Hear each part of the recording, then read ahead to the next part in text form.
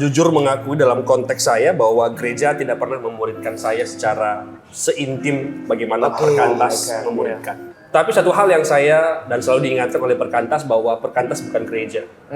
Perkantas adalah rekannya gereja, rekan seperjalanannya gereja. Maka sebenarnya di Perkantas banyaklah kayak saya ini bertemu Tuhan dan sangat efektif ketika kembali ke gereja. Ya, ketika saya akhirnya mengenal Tuhan bukan berarti saya semakin jauh dari gereja. Justru saya kembali ke gereja dan berkontribusi di gereja di mana saya berada dengan segala hal yang saya terima. Generasi sekarang sering disebut dengan generasi stroberi. Ya. Karena rapuh dan rentan. Oke, mungkin di satu sisi ada benarnya, tapi itu tidak semuanya benar. Sepenuhnya benar, karena bagi saya oke lah, mungkin mereka ada sisi-sisi di mana mereka masih labil, betul. Tapi di sisi lain ini adalah generasi yang hebat, generasi yang multitasking. Nah, permasalahannya adalah bagaimana kita bisa memberdaya, bukan memperdaya mereka ya. Tapi bagaimana memberdayakan potensi mereka, bagaimana kita mengarahkan mereka, memberi kepercayaan kepada mereka sehingga apa? Mereka bisa berkembang. Mereka seperti layaknya bunga, masih kuncup, pelan-pelan kita apa? Kita bantu untuk mereka bisa berkembang.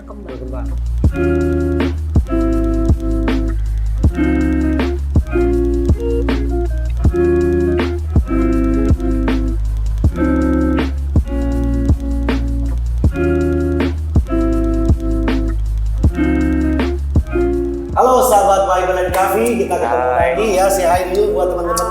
Halo. Ya, kita senang sekali bisa berjumpa lagi dalam episode yang terbaru ini. Dan di pendahuluan ini saya ingin memperkenalkan sebuah produk kopi yang kebetulan hari ini kita semua di meja masing-masing itu ada kopi yang berasal dari Maggie's Coffee ya. Maggie's Coffee ya. Ini dengan berbagai Biji asal ya. biji kopinya. Devin punya apa itu? Saya punya Toraja Sapan. Toraja Sapan. Remy punya Bali Kintamani. Bali Kintamani. Dari CBD. Waduh, mantap. CBD itu dari mana? Jawa Barat. Jawa Barat, iya betul. West Java CBD. Ini enak banget ya. Saya punya kebetulan yang floral gitu ya, rasa bunga-bunga. Devin punya rasa apa? Ini fruity sama chocolatey gitu ya. Remy lebih ke apa tuh? Taste-nya. Cocoa Nips, Milky. Wah, ya. Jadi teman-teman ya, bagi yang penasaran ingin mencoba Maggie's Coffee ya, nanti boleh lihat di bawah sini ada Instagramnya dan silakan Anda bisa mungkin menghubungi Maggie's Coffee kalau ingin mencoba kopi mereka. Dan hari ini kita sudah ada Mantap nih. bintang Tamu yang spesial lagi nih. Aduh. Ya, ada Remy dan Yuli. Betul. Nanti mereka masing-masing akan memperkenalkan diri mereka, ya, siapa mereka dan apa aktivitas dan pelayanan mereka. Juga di layar Anda mungkin terlihat ada teman saya host ini yang kebetulan berubah bentuknya, lebih muda. Anthony Mini ya. Jadi mungkin sudah beberapa episode sebelumnya Anda sudah pernah lihat. Baik teman-teman, kita akan langsung ke Kenalan dulu ya. narasumber kita, ada Remy dan Yuli. Silakan siapa mau duluan? Saya dulu deh, gitu ya. Let's go. Iya, halo teman-teman, nama saya Remy. Saat ini saya pelayanan di Perkantas, ya.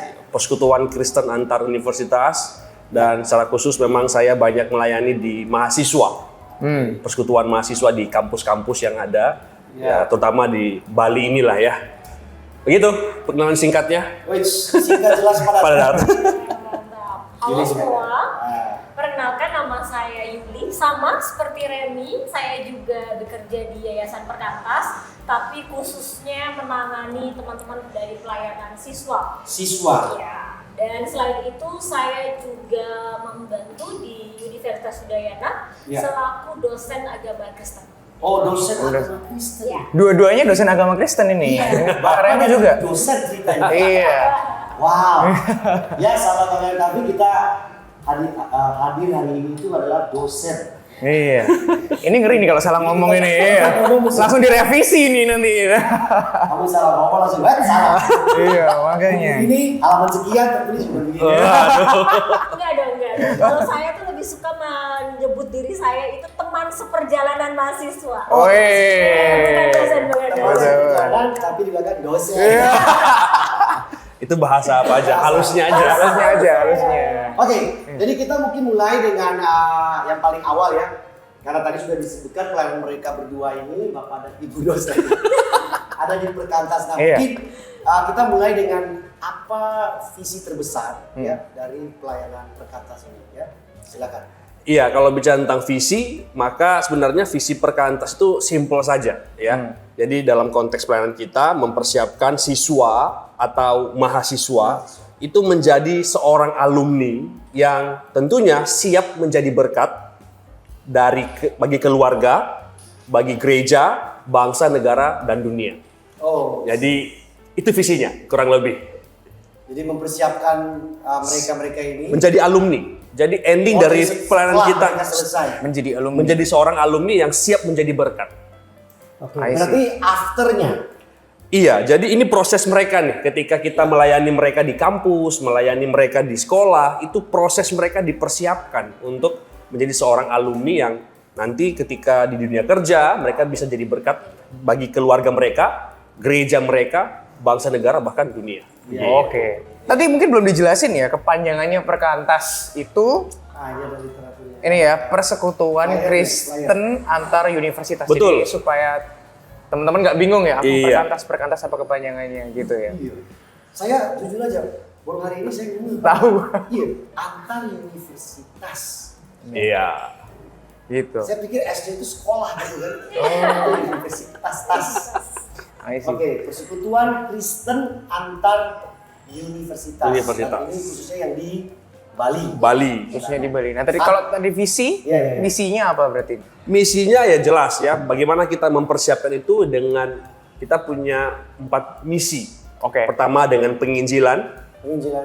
lalu pemuritan atau bisa juga dibilang pembinaan, lalu pelipat gandaan, Oke. ada Pelipat gandaan. ada multiplikasi, lalu yang terakhir pengutusan. Nah, Oke. itulah endingnya diutus Pengutusan itu menjadi ya alumni, tadi.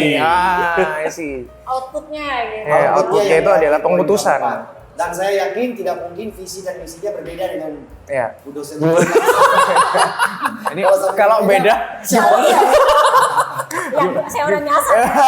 ini pertanyaan. Nah ini menarik ya. Jadi dari penginjilan, berarti kan benar-benar waktu orang itu pertama kali diperkenalkan tentang Kristus itu seperti apa, sampai kepada pengutusan gitu ya. Dan tadi disebutin kan kalau misalnya ada mahasiswa, ada siswa, dan alumni itu berarti setelah lulus mahasiswa. Jadi ada 3 ya. Siswa itu SD, SMP. Range-nya dari SMP sampai SMA. Kalau Oke. mahasiswa itu yang S1, S1 S1. ya. Oke. S2 juga bisa masuk lah kategorinya. Dan yang alumni para pekerja. Oh, para Yang pekerja sudah yang selesai udah lulus, kuliah dan udah lulus bekerja. ya. Ya. Sampai berkeluarga ada ya. Iya. Dan sampai tua. Masih gitu ya? ada yang ada kelompok-kelompok pemuritan yang di dalamnya yang sudah cukup berusia. Boleh tahu paling senior umur berapa? Waduh, Yang kalau- Anda punya sekarang? kalau kita Iya, di pelayanan Anda. di pelayanan kita di Perkantas Bali yang paling senior kita punya 60-an. 60-an. 60-an. Bahkan masih mimpin kelompok malah. Masih apa? Mimpin Mimpin kelompok. kelompok. Oh, dia baru. Dia ketua kelompok. Ketua kelompoknya. Dia mimpin kelompok kecil mahasiswa. Iya. Jadi kakak pembimbingnya usia 60 yang dibimbing mahasiswa. Wah. Cucu lah kalau Cucunya. Jangan-jangan dia berdiri selama Perkantas berdiri. Tapi enaknya kalau di kita itu apapun dipanggil Kak. Kak, C, Ko gitu. Oh, Jadi aja. tidak pernah tua gitu loh. Om gitu. Nggak pernah. Opa-opa gitu. Nggak ada. Jadi panggilannya walaupun sudah cukup secara umur senior, tapi kalau Kak atau dalam pelayanan dipanggil Kak. Iya, iya. Jadi ini pemuritan lifetime ya. Yap. Nggak hanya berhenti sampai oke selesai alumni kerja, kalau misalnya udah sampai batas usia tertentu berhenti gitu enggak ya? So it's a lifetime discipleship. Justru karena kita tahu di dunia alumni lah yang banyak tantangannya. Di alumni Di alumni lah banyak pergumulannya kan, struggle-nya daripada banyak. waktu mereka masih sekolah. Masih sekolah. I see.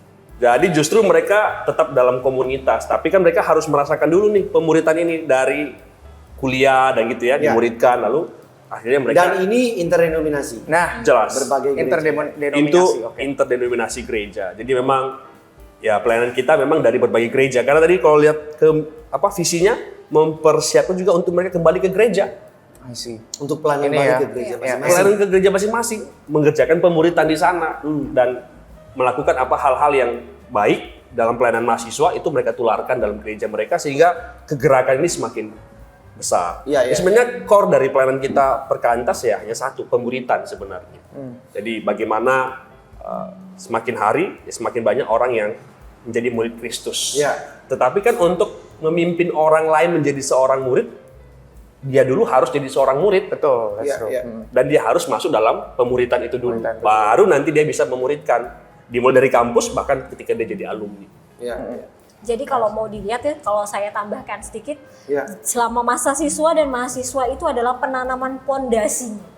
Siswa dan mahasiswa. Ya, menanamkan pondasinya bagaimana seorang murid Kristus itu sih. Makanya kan dimulai dengan perjumpaan dengan Kristus. Oke. Itu turning point-nya, dan setelah itu bagaimana sih seharusnya mereka hidup sebagai seorang murid Kristus. Nah, ketika sudah di dunia alumni, itu adalah fase di mana mereka mengimplementasikan Apa yang mereka- sudah mereka terima nih, yang mereka see. pelajari. Dan tapi di dalam fase implementasi, kita tahu bahwa manusia itu begitu rapuh, begitu rentan juga, maka kita juga perlu bersama-sama. Kita nggak bisa hidup sendiri, makanya pemuritan di dunia alumni itu masih tetap dibutuhkan.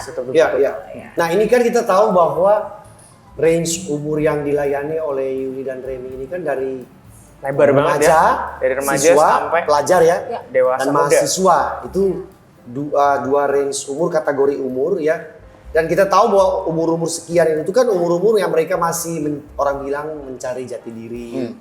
Masih suka temen bilang apa ikut, suara terbanyak di mana ikut, masih labil lah ya.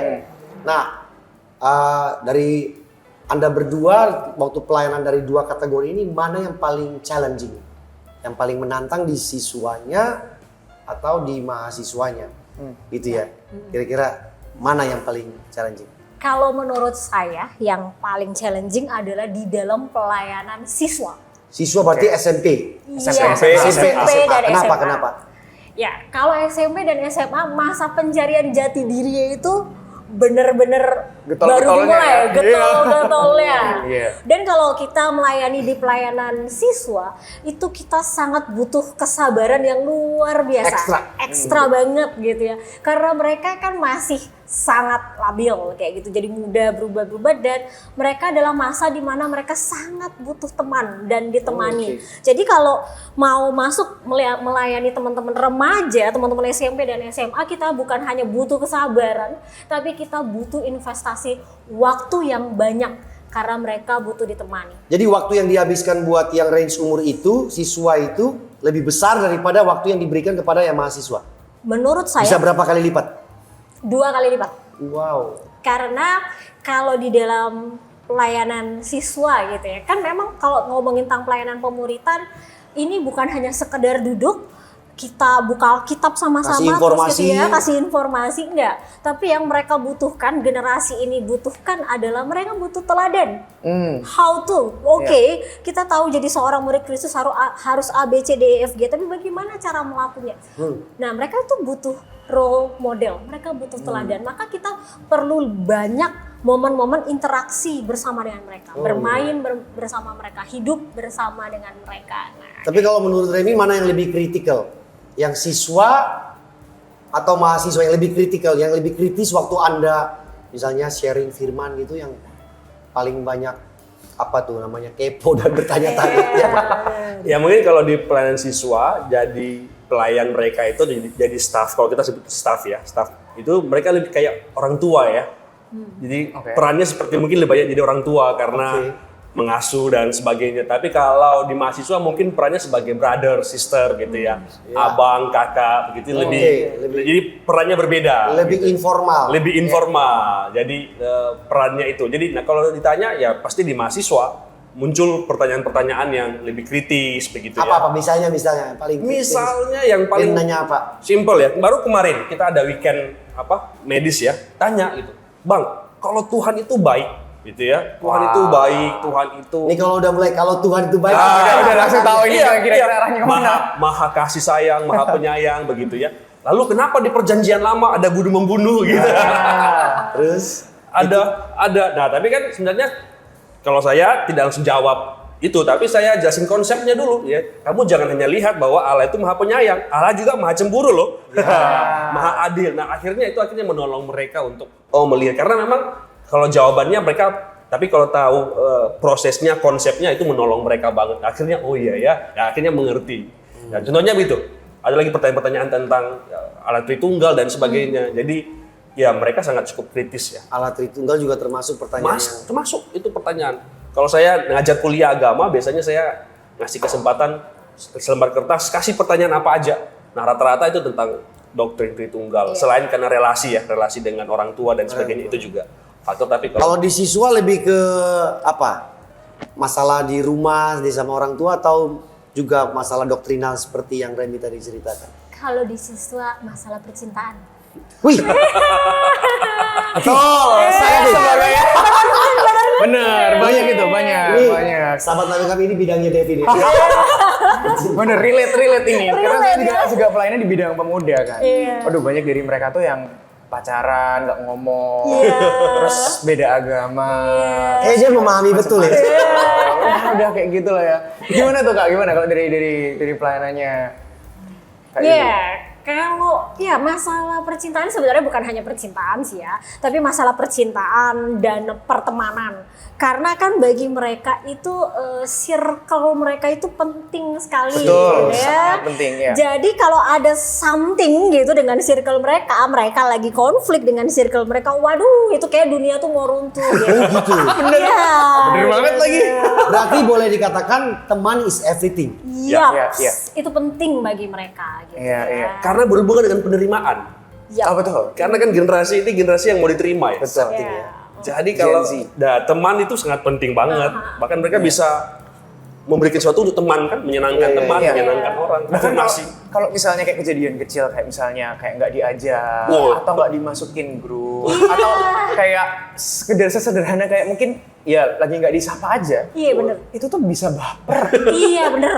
bisa baper banget, nangis. Berhari. Bener-bener rasa aku salah apa gitu. Padahal temen satunya tuh ya cuman nggak nyapa aja, nggak ada apa-apa kayak gitu. Segede itu. Berarti penerimaan boleh mereka. dikatakan sensi banget untuk yang satu itu ya. Iya. Sensi Masalah banget ya. penerimaan. Dan itu Anda berdua harus benar-benar ngisi kekosongan itu dengan kebenaran firman Tuhan. Iya. Ya kan, supaya mereka kan tadi kan afternya itu setelah alumni itu kan bisa ke bawah tuh. Betul. Iya. Bisa ke bawah. Jadi kalau disimpulkan kebutuhan terbesar, kalau tadi ya berarti kan kita bandingkan antara pelajar dan mahasiswa. Kalau pelajar itu apa, kalau mahasiswa itu apa? Oke. Kalau tadi udah ya, kalau dari siswa itu masalah penerimaan dan masalah role menjadi seorang role model Oke. bagi mereka. Itu adalah hal yang terpenting untuk dunia siswa. Dunia Kalau mahasiswa mahasiswa, Nah, kalau mahasiswa sepanjang pengalaman saya yang mereka butuhkan yang menjadi teman ya. Rekan seperjalanan, teman berjalan bersama, membimbing, mengarahkan mereka satu persatu. Jadi mereka lebih butuh teman seperti itu. Ya. Ya, bukan hanya datang waktu ngajar, datang waktu sesuatu, tapi bisa menjadi partner mereka untuk berjalan bersama, bertumbuh bersama. Ya. Tapi bisa juga kan waktu mereka biasanya kan mahasiswa itu kan mulai pacaran tuh. Iya. Kan sudah ada teman perjalanan yang lain dia punya kan. Apakah ada kasus yang setelah dia punya pacar, dia mulai pelan-pelan terlepas dari circle-nya perkantas ini? Sepanjang sepengetahuan saya tidak ya. Justru di situ dia akan lebih banyak cerita ya dalam dia ada dalam perjalanan itu, dan biasanya kalau sudah cukup intim ya kelompok relasinya, dia akan tanya dulu sama Kakak KTB. kakak Dia rohaninya minta izin gitu. tanpa harus diminta untuk tanya, enggak. Jadi dia akan cerita dengan sendirinya. Jadi kan ada beberapa kesulitan ya. Kadang-kadang udah tiba-tiba pacaran aja gitu, sudah jadian aja. Tapi biasanya kalau kita sudah cukup dekat jadi sahabat, dia akan cerita, "Bang, saya suka ini gimana?" gitu ya. Jadi itu yang terjadi. Dan itu bisa menjadi indikator bahwa Anda berhasil menjadi teman seperjalanan mereka. Iya, betul. Iya kan? Karena kalau mereka tertutup terus tiba-tiba terjadi tanpa diceritakan, berarti wah kurang dekat atau apa Betul. nih? Sehingga dia merasa tidak nyaman untuk bercerita kan? karena anak-anak mahasiswa itu kan juga mungkin dalam fase kehidupan yang berbeda ya. Kalau misalnya siswa tadi SMP SMA itu kan mereka masih bersama dengan orang tua. Iya. Ya mereka sama circle temennya mungkin ya teman main ya. Iya, betul. Tapi kalau misalnya mahasiswa itu banyak yang merantau. Ya. Di mana Iya, mereka iya, betul, dia betul, jauh dari orang tua, sehingga mereka itu benar-benar butuh brother and sister teman-teman Ya. seperjalanan itu. Iya. Gitu. Saya juga ngerasain itu soalnya. Berapa persen yang di mahasiswa yang perantauan? Nah, kalau konteks di Bali nih ya, itu overall rata-rata semua itu perantau. Hampir 100%. 80-90% itu merantau. Itu perantau. Iya. Jadi Itu sebenarnya kan sebuah tantangan juga, Iya. karena perantauan ini kan di luar pengawasan orang tua, Iya. di luar radarnya orang Betul. tua kan. dan di Bali, Nah di Bali, Bali itu melting potnya culture western Iya. kan? Di mana di sangat Bali itu bebas nanti ya. impossible. Lebih free daripada yang lain. bebas nggak peduli kan. Misalnya Iya. kalau kos-kosan juga bebas, Bebas. tidak ada yang Nggak ada rules-nya. nggak ada rulesnya. Dan Nah itu itu tantangan. kita sebenarnya. Jadi ya itu yang menjadi apa ya, yang terus diingatkan. Kalau saya punya kesempatan, selalu saya ingatkan, ingat loh ya, datang ke Bali ini kuliah, belajar, bukan untuk menikah, apalagi punya anak gitu kan. Nah itu harus terus disampaikan untuk mengingatkan mereka tentang tujuan datang ke sini apa. Iya. Jadi visi dari daerahnya bener, sampai di Bali bisa melenceng. Bisa melenceng. Anak yang baik-baik, kalem-kalem, kalau Tapi itu pernah terjadi. banyak terjadi. Banyak terjadi. Banyak terjadi. Dan Anda harus terlibat di dalam proses itu lagi. Kadang-kadang terkejut ya. Betul. Tiba-tiba dengan tidak kabar, menyangka, ya tidak kan? menyangka. Ya karena pada akhirnya memang yang kita nggak bisa intensional dan relasional dengan semua orang kan. Ada layer 1, ring 1, ring 2, ring 3. Nah biasanya di ring 2, ring 3 ini Yang sudah Sering agak jauh, kelolosan. agak Iya. sudah jauh, karena kalau misalnya adik kelompok saya ya mungkin masih bisa kepegang. masih kepegang ke rumah dan ngobrol dan sebagainya. Tapi kalau yang mungkin ring 2, ring 3 ini yang cukup challenging. Dan biasanya gimana? Mereka akhirnya menghilang gitu atau? Ya biasanya ada yang menghilang, ya, ada juga yang timbul tenggelam tergantung ya. Karena gini, kebanyakan anak-anak ini melihat bahwa mereka itu sudah berdosa, jadi mereka itu nggak layak di hadapan Tuhan. Jadi cara kan mereka tadi bilang konsep-konsep mereka inilah yang harusnya diperbaiki, Betul. diluruskan. Loh Iya, justru iya, iya. Tuhan datang untuk orang yang hina kan. Nah itu yang sering saya Tapi bilang. mereka merasa tidak layak. Tidak layak loh, justru nggak bisa seperti itu. Harusnya karena kamu merasa kamu hina, kamu datang kepada Tuhan, bukan semakin menjauh. Nah kalau kamu semakin menjauh ya semakin jauh juga relasimu dengan Tuhan. Nah jadi mereka tuh melihat banyak konsepsi ya tentang Allah, tentang hidup dalam Tuhan. Nah itu yang perlu kita luruskan, dan pemuritan sangat menolong. Iya. Ya, mereka dalam diskusi, dalam dalam berbicara seperti ini, nah mereka diberikan pemahaman-pemahaman yang akhirnya itu bisa menggugah mereka untuk semakin Ini beriman. pertemuannya reguler tiap minggu, bulanan atau apa nih? Pertemuannya itu reguler. Kalau biasanya sih diharapkan adalah dalam 1 bulan itu bertemu antara 2 kali lah.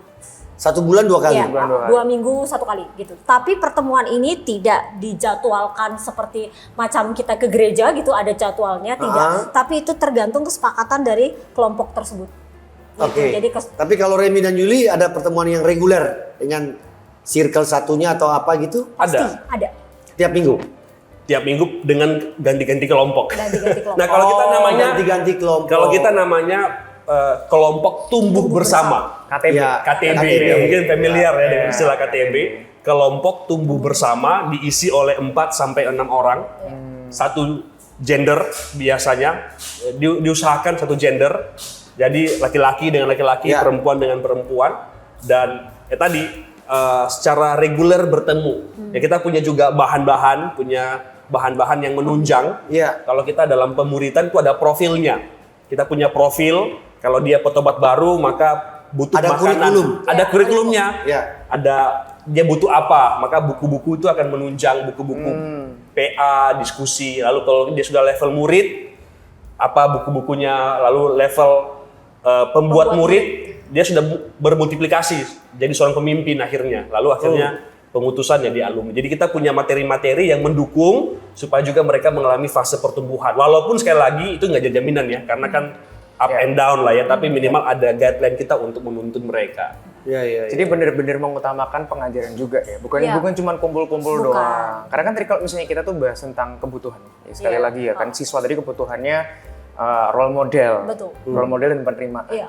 Terus mahasiswa tadi kebutuhannya adalah teman bersama. Iya. Nah ini kan juga adalah permasalahan yang dialami juga sama gereja-gereja, sama gitu loh generasinya. Gen Z-nya, anak-anak SMP SMA-nya lagi butuh role model. Kemudian si gereja dengan mudah ya udah aku kasih role model gitu. Jawabannya ya udah dikasih role model aja yang nemenin mereka setiap kali mereka lagi butuh ditemenin tapi cuman main-main doang. Nah, kayak gitu kan Iya. biasanya. Kalau mahasiswa juga seperti itu, ketemu terus tapi di dalam setiap pertemuan itu ya cuman makan, bahas, main game doang, tapi mungkin tidak terlalu mengutamakan pengajaran. Sehingga timbul, kalau menurut saya timbul masalah baru. Akhirnya memberhalakan pemimpin kelompoknya dan circle-nya Iya. kayak gitu. Sehingga akhirnya ketika pemimpin kelompoknya itu melakukan suatu kesalahan atau sesuatu yang tidak sesuai dengan ekspektasi anak muda itu, Bubar. sakit hati. Dan masalahnya sakit hatinya itu bukan cuma sama orangnya, sama gerejanya, dan sama Tuhannya juga. Betul. Nah, Kayak gitu kan. Makanya kenapa kok menurut saya pengajaran di dalam KTB itu sangat penting gitu loh. Bagaimana kita tuh sebagai fasilitator gitu ya, betul, atau pemimpin betul. kelompok itu mengarahkan kembali bahwa it's not about me, yes. tapi it's about Christ. Ini tuh tentang aku tuh membawa kamu ke Kristus Ya, gitu. betul. Dan kalau misalnya yang bisa mengubahkan hatimu itu juga bukan aku gitu ya.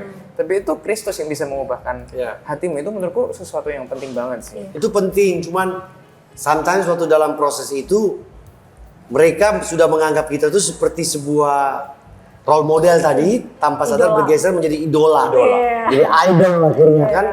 Waktu kita berbuat salah atau apa, dia drop langsung. Iya. Pernah nggak dialami sama kakak-kakak di sini? Kalau saya sebelum itu terjadi, saya sudah berkali-kali bilang ke mereka bahwa kakak hanyalah sarana yang dipakai oleh Tuhan untuk menghantarmu mengalami perjumpaan dengan Tuhan. Saya hanya sarananya. Tapi yang harusnya kamu ikuti, yang seharusnya menjadi idolamu adalah Kristus, bukan saya. Kayak gitu. Seperti kata Paulus bilang, "Oke, kamu boleh ikuti ajaranku, kamu boleh lihat cara hidupku sebagaimana aku hidup seperti Kristus hidup. Sebagaimana aku mengikut Kristus, maka goal terakhirnya adalah Kristus itu sendiri." Nah, jadi aku berkali-kali udah wanti-wanti sih sama mereka, mengingatkan mereka tentang hal itu sebelum terjadi. Iya. Ya, nah kalau mau melihat dari segi nama misalnya, kenapa namanya kelompok tumbuh bersama? Nah, iya. Karena juga yang sedang bertumbuh juga pemimpinnya juga. Oh, that's true. Saya juga bertumbuh loh, lihat kesaksian teman-teman, adik-adik gitu ya, berjuang dengan saat teduhnya misalnya. Kan mereka newbie nih, baru bertobat kan, contohnya. Oh mereka lah, kita yang sudah lama ini kan disegarkan juga. Jadi saya selalu bilang bahwa itulah kenapa namanya kelompok tumbuh bersama. Artinya kita yang tergabung dalam kelompok ini sama-sama bertumbuh. Bedanya ya tadi, karena saya lebih dulu mencicipi pemuritan ini, ya itulah kenapa saya punya menjadi pemimpin kelompok kalian. Mungkin kalau kalian, saya juga jadi adik kelompok kalian gitu ya. Tapi prinsipnya dalam kelompok ini kita tumbuh bersama-sama. Jadi, nah makanya memang, nah dalam kita bertumbuh bersama-sama ini kita butuh terbuka. Nah kita punya rumusan nih ya di dalam KTB kesepakatan. Kita sering bilang begini, rumusnya gini. Terbuka di dalam, tertutup di luar. Jadi kita Terbuka di dalam, tertutup di luar. Artinya kita kalau mau bertumbuh kita harus terbuka dong. Nah makanya memang pemimpin kelompok itu harus juga berani merapuhkan dirinya. Artinya merapuh bersama. Saya juga struggle, misalnya saya cerita, saya bergumul dengan banyak hal. Dan mereka bisa lihat kan, oh ternyata kakak KTB saya, kakak pembina saya tuh nggak suci-suci amat kok, dia juga masih struggle kok. Nah akhirnya ya mereka juga terbuka dan kita bisa saling tolong-menolong begitu ya, satu dengan yang lain. Sehingga sebenarnya untuk menjadi idol itu, kalau ini benar-benar diterapkan ya, saya pikir tidak akan terjadi terlalu jauh lah. Kalau kecil, karena kita dari awal sudah membatasi diri. Dan sekali lagi tadi perlu juga diingatkan bahwa jangan pernah mengidolakan manusia. Saya juga kan, makanya saya cerita, saya juga lagi bergumul dengan banyak dosa gitu ya. Jangan pikir saya sudah suci banget, enggak gitu loh. Karena kenapa? Kalau kamu idolakan saya dan kamu tahu kelemahan saya, kekurangan saya, nanti kamu bisa akhirnya tidak lagi bertumbuh karena kamu mengidolakan saya. Kalau kamu bisa bertobat, berubah, itu karena Tuhan. Sama seperti betul. Tuhan yang mengubah saya. Nah, itu yang kami lakukan, kami kerjakan dalam mengerjakan pemuridan yang kami saat ini lakukan. Dulu waktu saya di sekolah juga, sekolah masing-masing itu kan ada punya persekutuan sendiri-sendiri, ya kan? Betul. Yang dibuat oleh sekolah tersebut. Ya. Nah, apa yang menjadi perbedaan antara pelayanannya yang Remi dan Yuli lakukan dalam Perkantas ini dengan yang telah dipunyai oleh sekolah-sekolah ini? Ya. Nah, ada juga gini lagi, ada yang gereja-gereja lokal masuk dalam sekolah, membuat pelayanan kan ada kan di kota-kota besar itu banyak.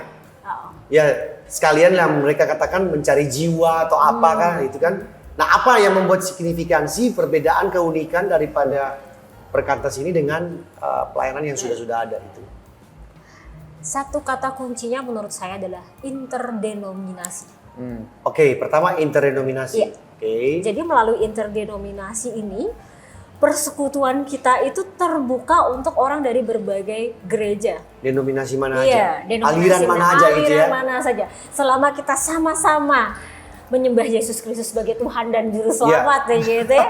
Jadi kita adalah saudara di dalam Tuhan, jadi kita sama-sama bertumbuh. Nah, itu merupakan salah satu keunikannya. Dan kalau keunikannya kalau di persekutuan di sekolah itu sudah ada persekutuan, nah kan teman-teman dari sekolah lain yang nggak ada persekutuannya nggak bisa masuk.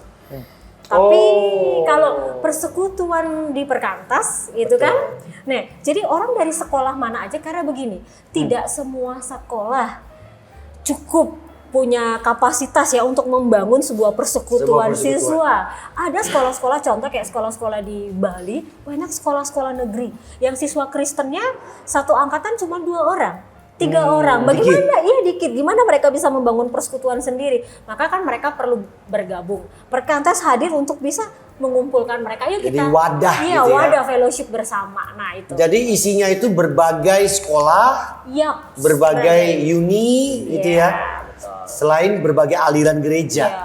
Dan itu dibuat di luar sekolah-sekolah. Punya tempat sendiri atau gimana?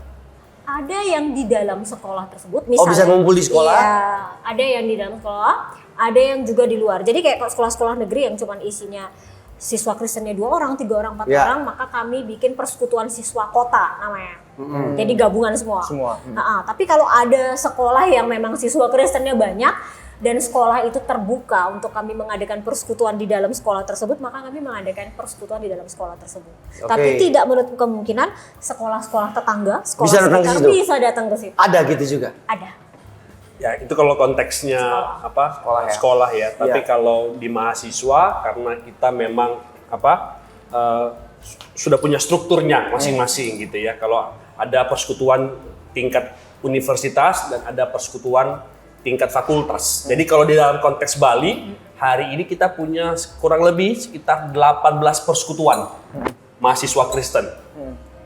Seluruh Bali. 18 persekutuan, baik level universitas atau fakultas. Kalau di Udayana, itu kan kampus besar di Bali, hampir semua fakultas punya persekutuannya. Ya. Tiap tahun itu kurang lebih, ini dosen agama ya, 1.000 mahasiswa. 1.000 mahasiswa datang ke Bali, dan itu menjadi kesempatan untuk menjangkau, melayani mereka melalui pemuritan. Jadi menarik. ya. Kan tadi kan diomong kalau misalnya siswa masuk ke sekolah, ini masuk ke kampus. Nah itu kan pasti menurut saya, apalagi kalau misalnya di Bali ini sekolahnya itu kan lebih banyak didominasi oleh orang non-Kristen gitu ya. Indonesia lah secara keseluruhan gitu. Sehingga pasti awal-awal masuk ke sana itu kan pasti ada tantangannya, benar nggak sih? Ada tantangannya. Nah itu bisa nggak ceritain tantangannya dalam bisa masuk ke sekolah, bagaimana caranya kok sekolahnya itu willing to, apalagi sekolah-sekolah negeri ya, saya rasa mungkin cukup susah gitu ya. Atau mungkin di bagian kampus juga mungkin.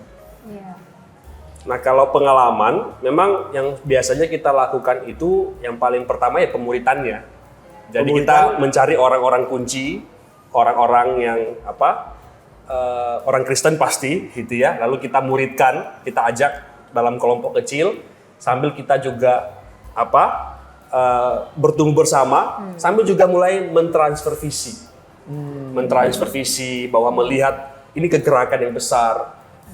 Saya sering bilang begini, dalam konteks mahasiswa ya, pemimpin dunia hari ini kan 90% lahir dari kampus. Iya kan, pemimpin dunia hari ini yang presiden lah, menteri lah, semua kan alumni kampus. Di sisi lain, dunia ini nggak baik-baik aja kan. Kita sepakat nih bahwa dunia ini lagi dengan segala dinamikanya.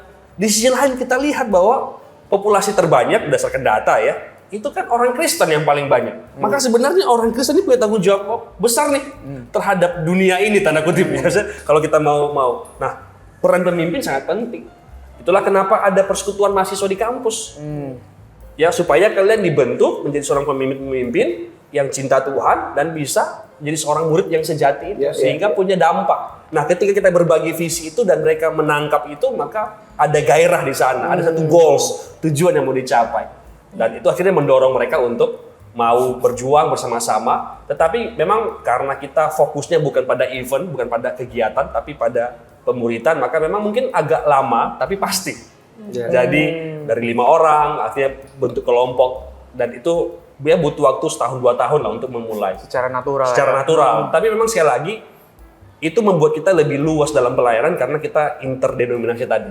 Kita tidak berafiliasi di bawah gereja manapun, sehingga teman-teman yang Katolik, teman-teman yang Pentakosta, teman-teman yang mungkin juga Advent, itu juga rasa aman. Dan justru kan mereka di sini untuk dipersiapkan dan kembali ke gereja mereka masing-masing. Dan PMK dalam konteks mahasiswa ya tidak pernah menghentikan gereja.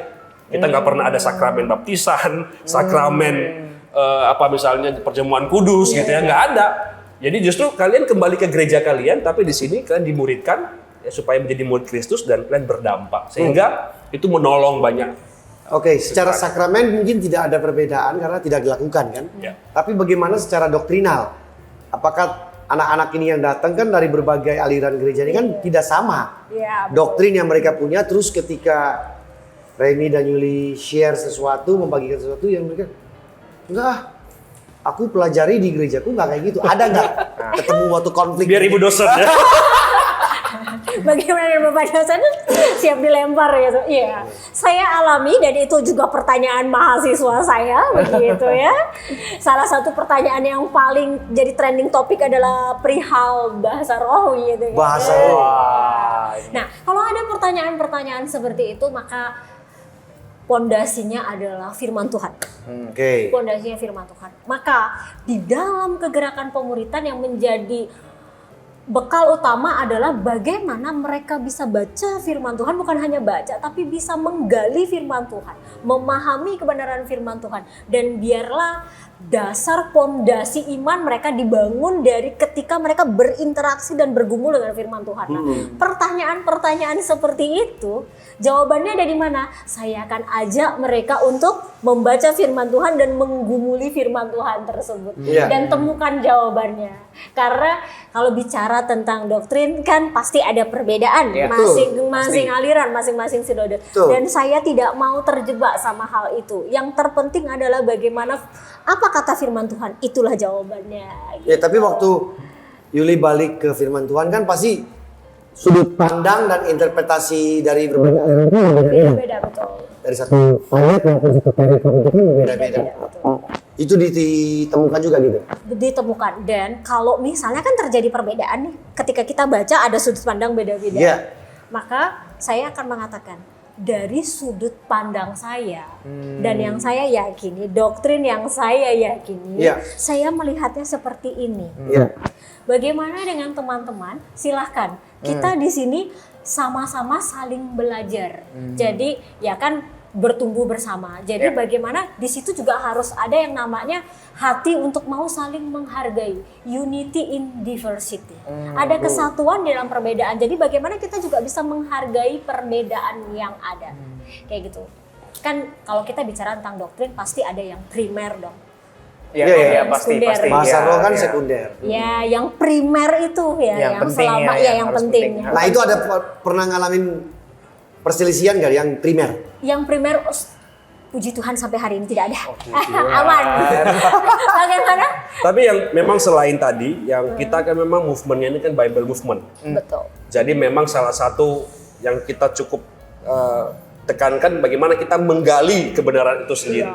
Jadi teman-teman mahasiswa itu sudah belajar PA, pendalaman Alkitab, apa, di mana bahasa aslinya apa, gitu ya. Konteksnya. Sehingga mereka yang lebih menemukan menggali sendiri. Dengan sendirinya mereka akan melihat begitu ya. Oh, kayaknya ya menyesuaikan di mana yang benar-benar ya sesuai dengan firman Tuhan. Walaupun setiap kita ya punya posisi masing-masing ya. Saya dengan Celu juga mungkin ada perbedaan gitu ya.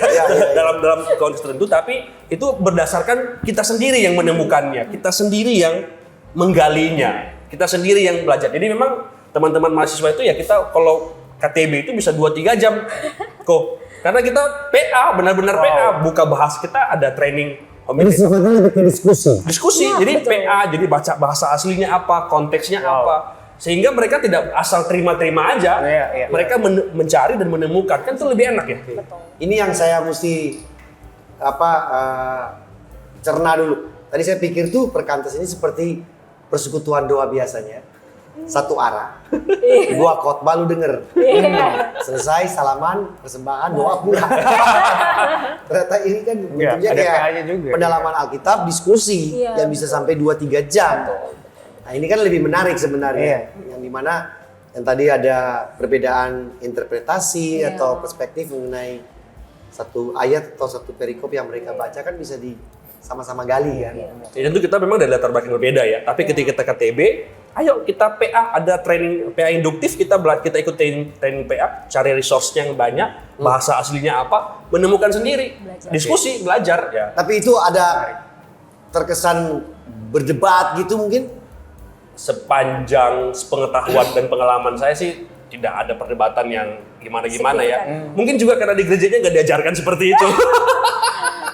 Masuk akal. Hanya terima-terima, kan hanya terima-terima aja. Iya. Hanya terima-terima aja tanpa diajak untuk berdiskusi Berpikir, lebih jauh. Dan akhirnya kan dia lebih terbuka begitu. Iya, baru dia kaget loh. Ada begini ya, ada begini ya. Dan pada akhirnya akan menemukan jalannya sendiri gitu ya. Dia akan pelan-pelan sadar, pelan-pelan.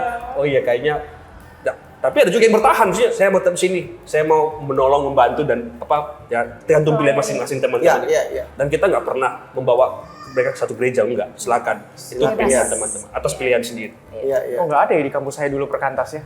Kalau ada saya mau ikut loh padahal. Saya ada di sini juga karena pelayanan mahasiswa. Saya nggak pernah bayangkan bahwa saya akan hari ini bicara ini seperti ini ya. Karena pelayanan mahasiswa saya dijangkau. Ini Ceyuli lah, bagian dari sejarah itu. Gitu ya. Di awal-awal saya jadi mahasiswa, dikenalkan dengan pelayanan ini dan saya menggali, menemukan. Ya akhirnya membuat saya ada sampai hari ini. Jadi staff-staffnya ini adalah hasil dari pemuritan organiknya perkantas. Betul. Bukannya melamar tiba-tiba gitu. Oh, ada kerjaan nih melamar. Keren banget sih. Jadi seperti saling memuridkan. Iya. Betul sekali. Tadi pelipat gandaan, multiplikasinya tercapai. Multiplikasinya tercapai. Jadi bisa outputnya dia keluar melayani di luar sana, tapi bisa balik melayani ke dalam. Atasnya. Saya lihat Baik. sebenarnya perkantas ini berada dalam dimensi yang berbeda maksudnya dari gereja gitu. Karena kan turun langsung ke lapangan, ke mahasiswa dan ke siswa ke sekolah-sekolah langsung berhadapan dengan mereka. Itu kan sesuatu yang mungkin gereja itu mungkin lihatnya one dimensional ya, cuman kayak orang datang ke gereja, terus orang-orang yang hanya menerima visinya mereka, pengajarannya mereka datang. Tapi kalau perkantas ini kan benar-benar interdenominasi gitu. Ada nggak sesuatu yang mungkin dari perkantas ini lihat gereja-gereja ini fail to see, gagal melihat atau ada salah pemikiran atau sesuatu yang mungkin nggak pas di anak-anak ini, tapi mereka tuh tetap melakukannya sampai sekarang? Ya, kalau aku melihatnya banyak yang mengatakan bahwa anak muda itu nggak tertarik dengan pengajaran. Ya, mereka tidak suka dengan pengajaran yang berat-berat begitu ya. Tapi realitanya di lapangan mereka suka bertanya yang berat-berat. Oke. Sebetulnya begitu ya. Dan kalau misalnya kita merujuk pada penelitian ya, bilangan Research Center beberapa tahun yang lalu, ada dua hal yang kenapa, kurang lebih ya, nanti mohon dikoreksi kalau salah, ada dua hal kenapa anak muda itu akan stay di gereja. Pertama karena pengajarannya, ya karena firman Tuhan disampaikan begitu ya. Lalu yang kedua karena pemimpinnya. Oke. Jadi ada pengajaran atau pemimpin? pengajaran dan pemimpin. Inilah dua hal yang akhirnya mereka akan stay. Nah, kalau ini misalnya saya korelasikan dengan pelayanan kami di mahasiswa atau perkantas, saya pikir kenapa banyak yang bertahan karena dua hal ini juga. Karena pengajaran kami firm dengan Bible movement-nya, kami ngasih makan yang berat-berat begitu ya. PA, baca buku begitu ya. Ada juga baca buku. Kalau sudah levelnya beda, baca buku. Ya dia kan haus kan. Dan yang kedua pemimpinnya, dia lihat kami, dia lihat bagaimana kita berdiskusi, bagaimana kita hidup. Mereka melihat itu. Jadi sebenarnya saya tidak melihat bahwa anak muda itu nggak suka pengajaran. Anak muda itu suka pengajaran. Cuma caranya berbeda. Ya, cara penyampaiannya mungkin berbeda. Kenapa? Sekarang kan arus informasi banyak nih. Justru anak muda sekarang ini banyak pilihan loh mereka. Ya. Mereka tuh generasi yang bingung kan, mana yang bener ini? Ya. Nah kalau misalnya, mohon maaf ya, di gereja khotbahnya juga nggak persiapan, setengah-setengah, nggak maksimal, nggak by data misalnya dengan semua yang lebih anak sekarang butuhkan, ya mereka juga nggak mampu gereja, nggak punya daya tarik gereja. Betul. Baru pemimpinnya juga otoriter misalnya ya. Kan tadi kalau baca pelayanan kaum muda, ada satu buku Mike King nulis mengatakan gini, anak muda itu generasi sekarang hanya butuh diterima oleh pemimpinnya. Artinya dilibatkan, diajak untuk berdiskusi. Nah itu yang kami lakukan dalam pemuritan. Makanya tadi kalau lihat kami 18 kampus, stafnya cuma 2 yang full time, staf mahasiswa. Karena memang kita punya prinsip ini student movement. Jadi yang melayani tidak, yang jadi staff cuma 2 orang, tapi 18 kampus, tapi yang mengerjakan teman-teman kami hanya membina, membantu, mendampingi mereka. Jadi itu sih yang kulihat. Jadi jangan underestimate dengan pengajaran. Harus itu yang utama karena mereka haus dengan segala informasi yang ada.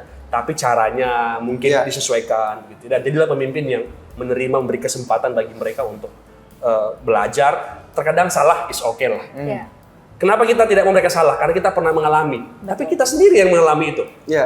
Mereka belum pernah. Nah mereka harus mengalami experience itu. Nah anak-anak muda juga harus mengalami. Ya biarkanlah mereka mungkin nggak sesuai dengan ekspektasi kita, tapi ya oke lah. Dari situ mereka akan belajar. Itu sih kalau saya melihat. Mungkin kalau aku nambahinnya adalah diberi kepercayaan. Terkadang ada mungkin orang-orang yang melihat bahwa ini masih muda. Dan kadang-kadang kita tidak terbuka yang tadi dibilang. Tidak terbuka dengan ruang kesalahan. Karena masih muda jadi mereka belum bisa apa-apa nih. Padahal di tengah mungkin kita melihat mereka, generasi sekarang sering disebut dengan generasi strawberry. Karena rapuh dan rentan. Oke, mungkin di satu sisi ada benarnya, tapi itu tidak semuanya benar. Sepenuhnya benar. Karena bagi saya oke lah, mungkin mereka ada sisi-sisi di mana mereka masih labil, betul. Tapi di sisi lain ini adalah generasi yang hebat, generasi yang multitasking. Nah, permasalahannya adalah bagaimana kita bisa memberdaya, bukan memperdaya mereka ya. Tapi bagaimana memberdayakan potensi mereka, bagaimana kita mengarahkan mereka, memberi kepercayaan kepada mereka sehingga apa? Mereka bisa berkembang. Mereka seperti layaknya bunga, masih kuncup, pelan-pelan kita apa? Kita bantu untuk mereka bisa berkembang. Dan itu butuh kepercayaan dan keberanian untuk salah gitu sih ya, itu yang aku tambah. Nah ini tadi bilang generasi strawberry. Kalau sebelum-sebelumnya itu ada perbedaan keunikannya dengan yang sekarang atau gimana? Pernah diperhatikan nggak? sekarang kan saya pikir saya masih muda ya. Tapi bukan strawberry lagi. Bukan strawberry. Ya. Durian. Saya ini dengan jarak teman-teman mahasiswa sekarang masih cukup dekat lah secara angka ya. Tapi kalau kita ngasih nasihat gitu ya atau ngasih pengalaman kita, simpel jawabannya. Itu kan di zaman abang. Zaman sekarang beda. Responnya gitu. Berarti udah cepat banget perubahannya ya. Iya. Ya anak-anak sekarang fightingnya tuh agak kurang fightingnya. Tapi ya butuh sabar ya, sebagai pendamping mereka, pembina mereka harus sabar. Dan mereka juga lihat kita gitu ya. Kami kan pelayanan mahasiswa ini kan pelayanan yang cukup sederhana ya, dari kita untuk kita. Kadang-kadang untuk buat event, buat acara kita harus jual baju bekas di pasar. Zaman kami dulu begitu, jual baju bekas, kita di pasar Sanglah, kalau di Bali ya, pasar Sanglah jual baju bekas, kumpulin. Nah, anak-anak sekarang butuh waktu. Mungkin sudah ngomongnya dari tahun lalu, ya baru sekarang terrealisasi. Gitu. Jadi butuh waktu yang panjang. Kalau zaman dulu mungkin kakak senior bilang, ayo sekarang langsung gerak. Tapi kalau sekarang setahun dulu, ya butuh waktu, butuh proses sampai terhempit, nggak ada dana, udahlah baru gitu ya. Jadi ya emang perbedaannya itu ya langkah apa yang real lah, yang nyata gitu ya. Yang kelihatan. Jadi memang karena ya tadi mereka butuh melihat, butuh rasakan dulu baru oh iya bener ya katanya. Nah setelah dapat baru mereka oh iya kapan lagi kita jual, lumayan nih. Sekali jualan 2 jam dapat 1 juta gitu ya. Kan bajunya gratis gitu ya. Contohnya begitu. Mungkin kalau misalnya generasi-generasi sebelumnya tuh milenial itu mengalami apa yang namanya delay gratification. Ya. Yang artinya adalah mereka tuh untuk menikmati sesuatu harus menunggu dan harus berproses. Iya.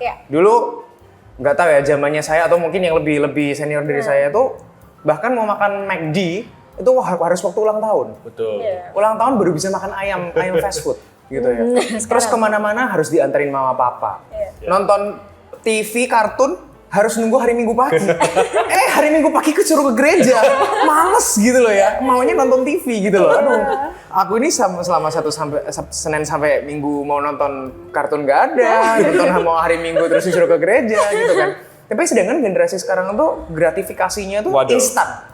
Apapun bisa. Apapun bisa. Itu yang mungkin membuat mereka jadi lembek. Nah, karena mereka tidak terbiasa dengan proses. Sehingga mereka ketika dihadapkan sama proses, mereka langsung nggak mau. Aku mau yang instan. Jadi mereka kalau dengar kata yang paling mereka tidak suka itu adalah tunggu. Betul. Kayaknya. Kalau kita kan biasa. Atau kami dulu.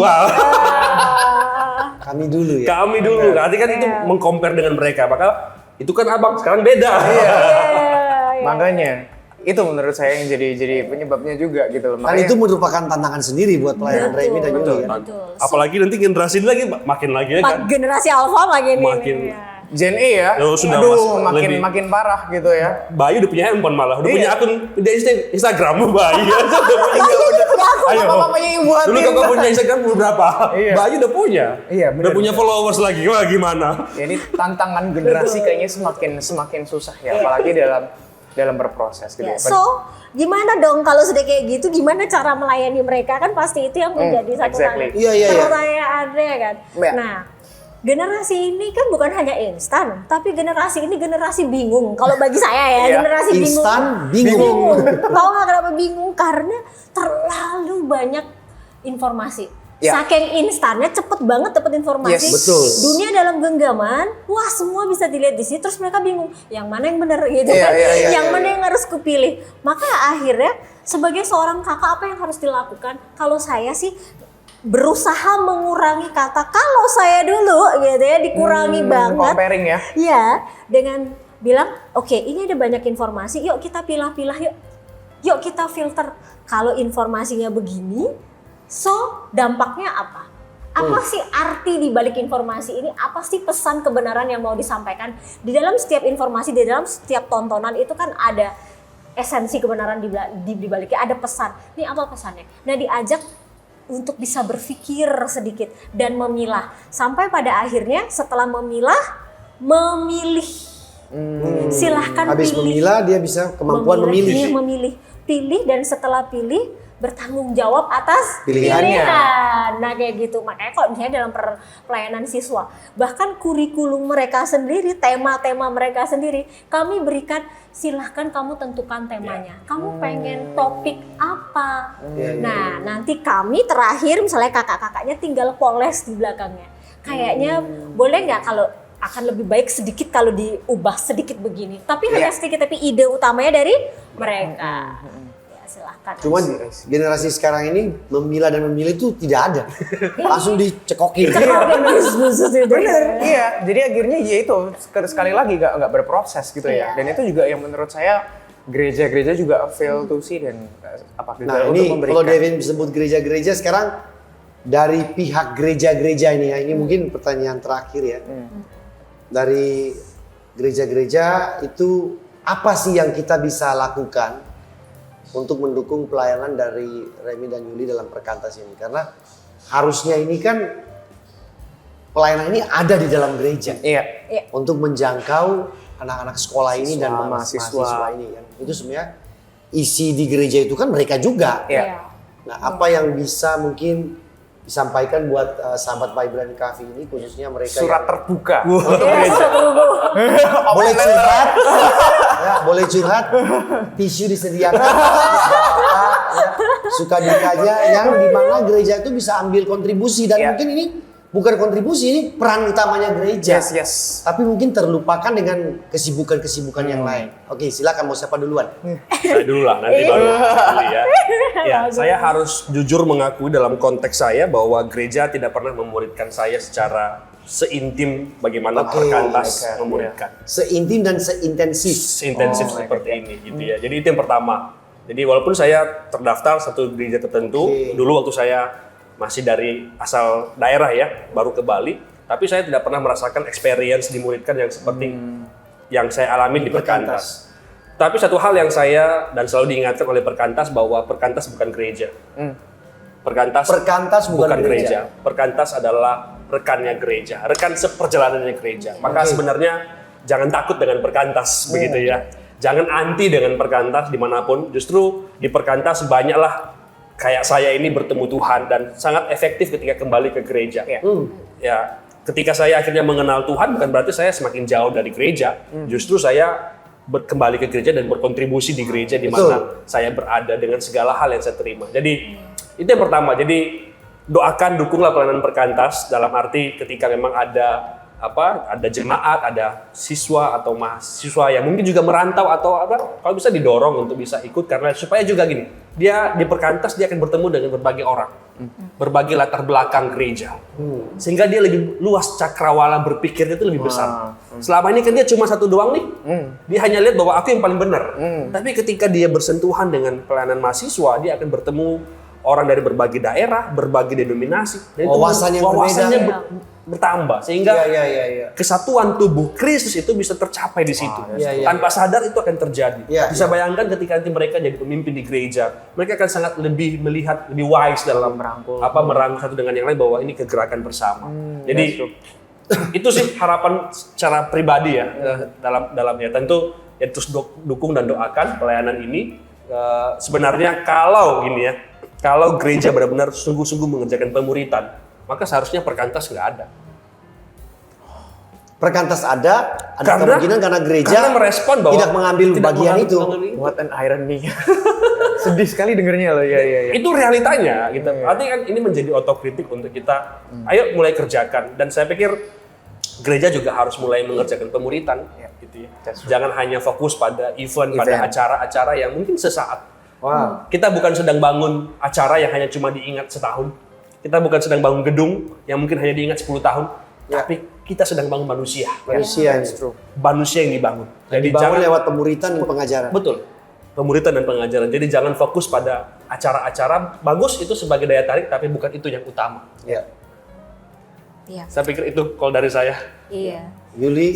Dan pelayanannya itu kita butuh pelayanan yang intensional. Untuk membangun orang itu butuh waktu, butuh proses, butuh kesabaran, dan itu butuh intensional gitu ya. Dan menyentuh keseluruhan bagian kehidupan. Pemuritan itu berbicara perjalanan bersama dan itu berbicara tentang seluruh aspek hidup. Bukan hanya tentang doktrin, bukan hanya tentang pengajaran, tetapi bagaimana menghidupi. Berjalan bersama. Iya, bagaimana iman yang kamu yakini itu kamu hidupi di dalam setiap aspek hidupmu. Nah, itu yang dibutuhkan.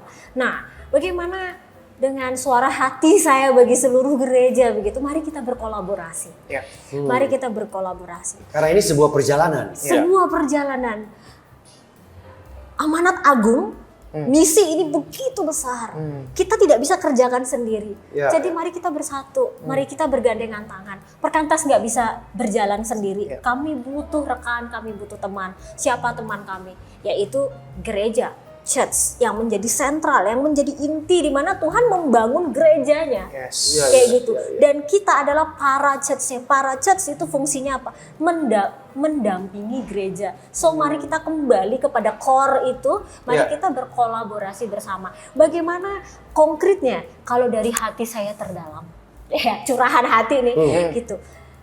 Mahasiswa, siswa, kami butuh ruang untuk kami berjumpa, untuk kami bertemu. Nah, Untuk bertemu. ya, kalau plesetannya nih perkantas tuh, kalau plesetannya kalau ini kan persekutuan Kristen antar universitas, Iya. tapi kalau plesetannya Jogja kan persekutuan kantong terbatas. Kantong terbatas. Jadi kadang-kadang mahasiswa ini tuh kami kalau di kampus begitu terkadang kami tidak mempunyai ruang untuk kami berjumpa. Kami tidak tahu di mana kami bisa bersekutu bersama tempatnya. Kadang-kadang kami persekutuan di pantai dengan ada banyak intermezzo yang lewat gitu ya kiri kanan. Nah, itu jadi seru Karena sekali. mencari tempat yang free. Iya, tempat yang free gitu. Jadi kalau gereja bisa terbuka itu nice banget, terima kasih begitu. Dan yang kedua adalah dari sebuah buku berjudul bukunya Generasi Penuh Hasrat, itu untuk pelayanan kaum muda ya. Itu berbicara tentang anak-anak muda ini banyak butuh orang tua rohani. Jika gereja-gereja ada orang-orang, ada jemaat-jemaat yang terbuka mau memuridkan, tapi mereka bingung gimana caranya kami bisa melayani, kan kami bukan dosennya, kami nggak bisa masuk ke kampus. Apa yang bisa dilakukan? Kalau bersedia membuka rumah mereka, mengundang mahasiswa itu datang hanya untuk makan malam bersama atau apa, untuk apa? Lihatlah hidup kami menjadi kitab yang terbuka, bagaimana jemaat-jemaat yang sudah berjuang bertumbuh di dalam Tuhan dan membiarkan anak-anak muda ini belajar dari generasi yang sebelumnya. Itu akan menjadi sesuatu yang luar biasa. Itu saya rasa itu bentuk konkret ya, bagaimana gereja juga bisa terlibat, jemaat-jemaat Tuhan juga bisa terlibat. Iya. Thank you. Nah, ini kalau boleh saya simpulkan ya. Tadi Remy kan dari sisi pemuritan dan pengajaran. Yang kalau saya pribadi melihatnya ini bukan sebuah kompetitor untuk gereja-gereja, tapi ini pelengkap, ya, melengkapi, mendukung, mensupport gereja-gereja yang ada yang mungkin selama ini disibukkan dengan hal-hal yang lain, padahal ini cukup bukan hanya cukup tapi sangat penting dalam pertumbuhan rohani, spiritual siswa atau seorang mahasiswa. Dan dari Yuli yang bisa saya simpulkan tuh mereka butuh ruang. Ruang maksudnya tempat untuk mereka bisa berkumpul, berjumpa. Karena tadi plesetannya itu cukup menyayat hati. Persekutuan kantong terbatas. But it's true gitu Ya, jadi kita sebenarnya dari pihak gereja itu harusnya joining hand ya. Bergandeng tangan. Karena ini bukan kompetitor sebenarnya, ini saling melengkapi dalam tubuh Kristus untuk generasi-generasi yang akan raise up ini, akan bangkit di kemudian hari dan mereka pasti jadi pemimpin-pemimpin ya. Oke, ini menarik sekali percakapan kita di Bible and Coffee kali ini ya. Jadi thank you buat Remy dan Yuli yang sudah hadir. Terima kasih juga kesempatannya bisa berbagi. Ya, thank you kita di Bible and Coffee ini. Ini bisa dikatakan perdana pertama kali menghadirkan narasumber yang sedikit berbeda ekstrimnya. Ini berbeda. Yang lain itu ya sudahlah. Waduh, Ya itu kan sudah pernah lihat juga kan. Jadi ini sedikit berbeda tapi pesan yang disampaikan ini berharap teman-teman yang nonton Bible and Coffee ini bisa mengambil sesuatu bahwa kita harus bergandeng tangan dengan teman-teman dari Perkantas ini untuk melayani generasi ini. Ya, sekali lagi bukan kompetitor, bukan menjadi kompetisi kita dalam pelayanan. Enggak. Mereka datang untuk memberikan tenaga mereka, waktu mereka untuk support pelayanan di gereja. Karena satu waktu juga saya percaya anak-anak siswa dan mahasiswa ini bisa jadi pemimpin di gereja. Betul. Bukan hanya pemimpin di luar sana, tapi pemimpin gereja. Nah itu kan betapa kita harus melihat ini sebagai sebuah tubuh Kristus yang amanat agung itu besar sekali tanggung jawabnya dan berat ya, tidak hanya bisa dipikul oleh satu pihak tapi mesti bersama-sama. Gitu ya Devin ya? Iya, dan berarti kalau gereja-gereja yang memang tergerak untuk bergandengan tangan sama Perkantas bisa hubungi di kotanya masing-masing. Bisa dihubungi ke teman Bisa hubungi kotanya masing-masing. Iya. Kita sudah ada seluruh Indonesia. Seluruh Indonesia ya? Perkantas sudah berumur 53 tahun. Seluruh Indonesia, di luar Indonesia belum ya? Ada. Di luar Ada Indonesia juga? Oh, really? kita tergabung dalam IFES. Ya. Oh. Apa itu IFS? International Evangelical Student. Jadi di mana kita bergabung di sana dan Paling banyak di negara mana kalau boleh tahu? pusatnya itu di Inggris sebenarnya. Oh di UK. Di UK. Oh, I see. Oh iya. Jadi udah sebar dan just info tahun lalu Indonesia jadi tuan rumah World Assembly IFES datang ke sini Seluruh mereka. Dunia, di Indonesia, di Jakarta. Di Jakarta. Jadi dari berbagai penjuru dunia. Bisa follow akun-akun Instagramnya, ada IFES, ada Ya, nanti dimunculkan di Perkantas layar, begitu ya. ya. Kayak Ada juga dimunculkan Perkantas di layar. Bali kalau mau gitu ya. Dari sana ada kegerakan pelayanan yang kita kerjakan. Thank you. Alright then. Ya, terima kasih sekali lagi ya Remy Yuli Terima kasih Perkantas sudah diajak. hadir mengisi Vibrant Coffee kali ini. Dan sahabat Vibrant Coffee, untuk episode kali ini kita akan berakhir di sini ya. Sampai ketemu di episode yang mendatang. Tuhan memberkati. Bye bye. Bye.